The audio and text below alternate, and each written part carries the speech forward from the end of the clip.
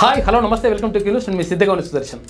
ఇక రాష్ట్ర వ్యాప్తంగా బీసీలకు సంబంధించిన 42% రిజర్వేషన్కి సంబంధించి ఒక చర్చ జరుగుతూ ఉంది. చర్చ జరగడమే కాదు, అనేక రకాలైనటువంటి ఉద్యమాలు కూడా గతంలో జరిగినాయి.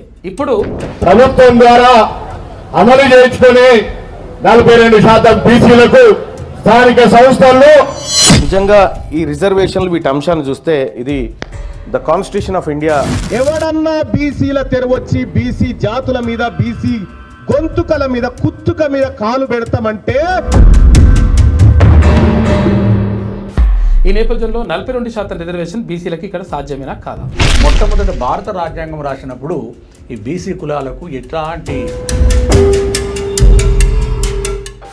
కాదు, ఇప్పుడు 50% రిజర్వేషన్ దాటొద్దు సీలింగ్ ఇట్లా అనేది రాజ్యాంగంలో ఎక్కడ లేదు. రాజ్యాంగం ఉందా అక్కడ? వీటన్నిటికీ ఫుల్ స్టాప్ పెడుతూ మండల్ కమిషన్ తీర్పులో Indra Sawhney versus union of India కేసులో ఏం చెప్పిందంటే, ఇప్పుడు కూడా ఈ విధంగా రావడానికి కారణం ఏమై ఉంటుంది? రాజ్యాంగం చూపిస్తాడు. ఇప్పుడు మిమ్మల్ని ఏమడుగుతారు బయటికి పోతే, ఏం బాబు మీ కులం ఏందని అడుగుతారు. ఇప్పుడు 42% రిజర్వేషన్ ఎట్లా అంటే ఇప్పుడు దీనికి సంబంధించి సాధ్యమవుతుందా? ఇప్పుడు ఉన్నటువంటి పరిస్థితులలో 42% రిజర్వేషన్లు